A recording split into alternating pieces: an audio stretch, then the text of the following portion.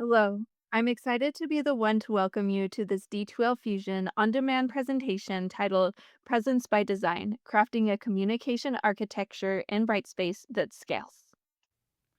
Hi, I'm Nadia Hamrouni, an instructional technologist with the University Center for Assessment, Teaching, and Technology at the University of Arizona. And I'm Lindsay Letman, an instructional designer with the University Center for Assessment, Teaching, and Technology at the University of Arizona.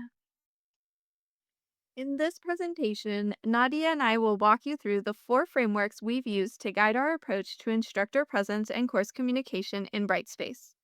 These frameworks are digital teaching personas, which form the foundation of authentic communication, community of inquiry framework, examining how faculty are present in their courses, universal design for learning, which informs different ways we can engage learners and represent content, and finally, mapping this all to Brightspace tools. We'll start our process of crafting a communication architecture by thinking about teaching personas. I really like this quote from a 1997 article in the Chronicle of Higher Education. Nobody just walks into a classroom and teaches without some consideration of self presentation.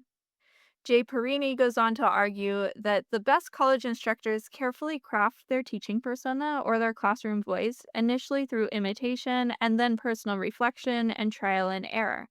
However, he was writing this from the precipice of online education, focusing wholly on instructors' persona development through their physical presence in the classroom. So, what does this look like when faculty split their presence in a course between synchronous meetings with students and asynchronous communication and resources in Brightspace? Or, what if the only contact learners have with instructors is through asynchronous communication and engagement? How do faculty effectively develop and portray their persona in this digital space? In an attempt to help faculty reflect on and define their unique personas, we wanted to utilize a spectrum, but also have something concrete that could serve as a springboard for design conversations. While there are many options, we found a framework via Venngage created by McGuire that fit this goal. This framework uses a three-dimensional spectrum. At the top, we have authority, and that's how commanding the instructor presence is and the control the instructor has over the learning environment. Next is personability, and that's how approachable they are and the degree of relational warmth they have. And then finally is passion, and that's how enthusiastic and dedicated they are to the subject matter. The intersection and divergence of these traits form six archetypes, illustrating how dominant traits shape teaching style. So at full authority, we have the sergeant. At full personability, we have the buddy. And then at full passion, we have the wizard. And here I like to think of Miss Frizz from the Magic School Bus. In between these extremes, McGuire defines three additional archetypes. There's the reluctant, who is typically practical and might be described as minimalized in their approach to teaching. Then we have the parental, who is going to be a more nurturing instructor with a full focus on guiding students at any cost. And then finally, we have the aloof instructor, who is maybe a bit more disciplined, stern, but also offering a bit of sarcasm in their teaching presence. While we've adopted six archetypes, we recognize that teaching personas in practice are going to end up reflecting something that exists between two or more styles, and that persona will likely shift to reflect situational adaptability and personal growth. However, by asking faculty to define a dominant teaching persona, they are able to make visible their principles and values. And ultimately, in digital spaces, this persona will, intentional or not, be present in course documents, policies, lecture videos, and overall look and feel of the course site. So now I'm going to pass it over to Nadia to explain how we make sure our personas are intentionally and accurately represented in Brightspace. To better understand how a teaching persona becomes visible to learners, it helps to examine one of the foundational frameworks that shape this model, the Community of Inquiry framework. When faculty design a course, we often start with the mechanics: creating a syllabus, setting up a gradebook, creating activities. But underneath those tasks lies a deeper question: how do I want to show up as an instructor in this digital space? The Community of Inquiry framework helps us answer that question. It provides not just a theory of online learning, but a foundation for shaping our digital teaching persona, how students perceive us, connect with us, and engage with ideas. The Community of Inquiry framework, developed by Garrison, Anderson, and Arthur, highlights three independent dimensions of meaningful learning in all modalities, but more particularly in asynchronous online learning: teaching presence, social presence, and cognitive presence. We use these presences not only to describe what happens in online learning, but to intentionally design our teaching persona, the voice, structure, and practices that make us present to our students. These three dimensions represent the elements involved in creating a constructive learning experience. So let's start with teaching presence. Teaching presence is more than just posting materials. It's how you design the structure of your course, how you facilitate interactions, and how you step into providing direct instruction. As you start thinking about your teaching presence, you may ask yourself, does my course site reflect a clear and welcoming persona? Do my announcements, activity instructions, and feedback communicate a consistent voice? And am I guiding students toward inquiry without over-directing? The second dimension is social presence, which often gets mistaken for casual friendliness.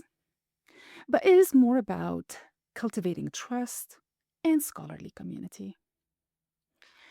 In a digital environment, this could mean designing discussion prompts that move beyond surface responses into genuine exchange. It could also mean using tools like video announcements or personalized feedback to make your presence felt, or encouraging students to project themselves not just as classmates, but as members of a learning community. The third dimension is cognitive presence. It is the extent to which learners construct meaning through sustained reflection and discourse. This isn't just about giving students readings and quizzes. It's about designing pathways for them to move through the practical inquiry cycle, triggering curiosity, exploring perspectives, integrating ideas, and resolving them in application. Here's where your teaching persona matters. The way you pose questions, frame assignments, and provide feedback can nudge students beyond exploration into integration and resolution. Without that intentional design, discussions tend to stay at the surface level. Strong teaching presence clarifies structure. Strong social presence fosters belonging. And strong cognitive presence drives deeper learning. Together, they create a coherent identity that students can trust and engage with. These three presences form the foundation of your digital teaching persona. They influence not just how your students experience your course, but how they experience you as an instructor in Brightspace. While the Community of Inquiry framework helps us think about presence, universal design for learning helps us think about access. UDL is built on a simple but powerful premise. Learners vary in how they engage with content, how they access information, and how they demonstrate what they know. Rather than designing for an average learner and adding accommodation later, UDL encourages us to design flexibility into the learning experience from the beginning. The UDL framework is organized around three principles: engagement, representation, and action and expression. Together, these principles recognize that learners vary in how they engage with learning, how they access information, and how they demonstrate what they know. Within the digital teaching persona framework, UDL serves as the foundation for flexible and accessible learning design. It helps ensure that our teaching values are not only visible, but accessible to a broad range of learners. While UDL focuses on learner access and flexibility, the community of inquiry framework focuses on the forms of presence that support meaningful learning. This is where UDL and the community of inquiry intersect.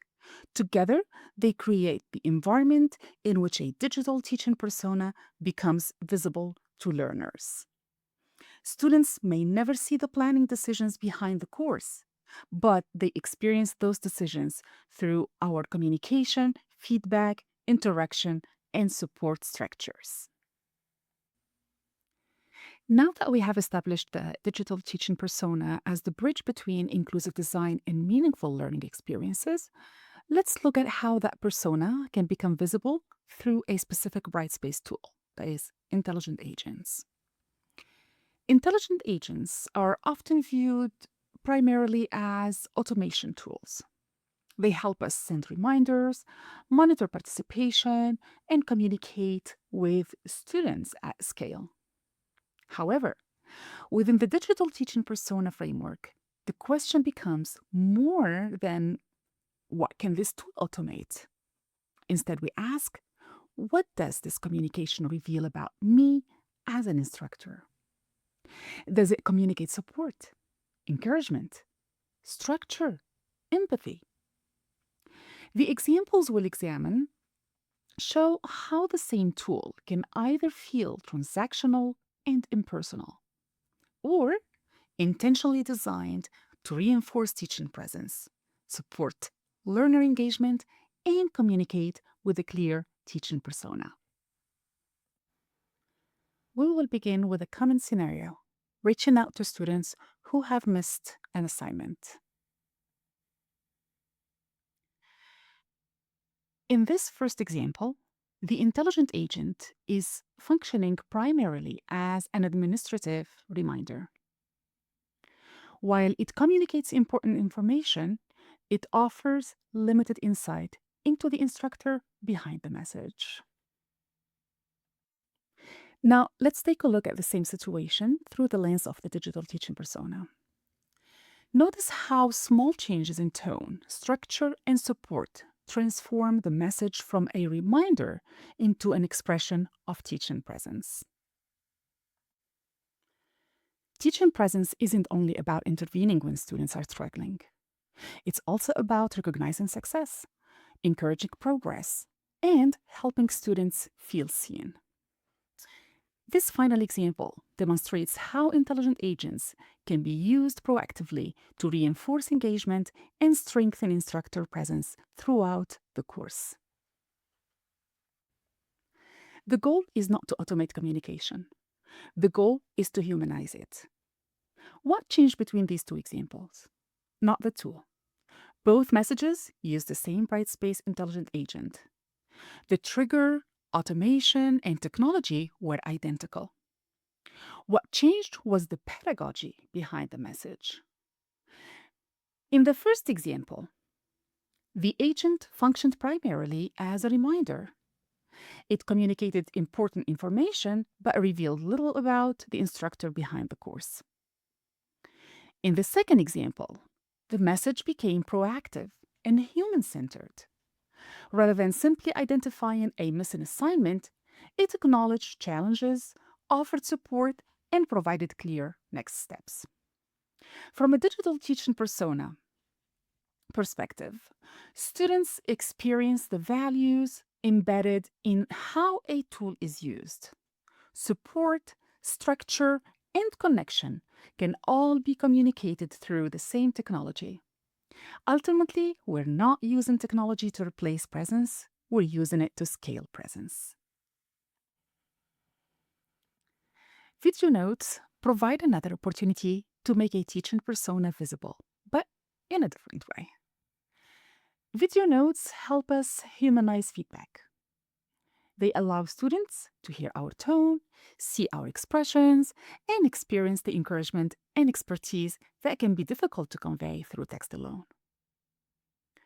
In the next example, we will look at a common feedback scenario and examine how the same instructional goal, providing corrective feedback, can create very different learner experiences dependent on how the feedback is delivered. Let's take a look at another example we have here. A language instructor is providing feedback on a recorded speaking assignment. Before exploring the benefits of video feedback, it's worth considering what can be lost when feedback is delivered through text alone. Here's some feedback you'd see in a text-only format. While written feedback can be accurate and informative, it provides limited opportunities for students to experience the instructor behind the message. As you can see here, much of the instructor's presence remains invisible. Students receive information, but they don't necessarily experience the support, expertise, and encouragement behind it. Video feedback, on the other hand, creates opportunities to make those qualities visible. Students hear our voice, see our expressions, and experience correction within a supportive relationship rather than an isolated evaluation. As a result, feedback becomes more than information, it becomes an interaction. Although this example comes from a language course, the same principle applies across disciplines. Just as we saw with intelligent agents, the difference here is not the tool itself, but the pedagogy behind it. In the first example, feedback was delivered through text alone. While informative, it can feel transactional and provide limited opportunities for students to experience the instructor behind the message. With video feedback, the purpose remains the same, but the experience changes. Students hear encouragement, observe expertise, and receive correction within a supportive context. Video feedback helps make a digital teaching persona more visible. Students experience not only what we teach, but how we teach. Another strength of video notes is that they can be integrated throughout the Brightspace learning experience. Instructors can use them to provide feedback on assignments, discussions, quizzes, and rubrics, creating opportunities for more personalized and human-centered communication.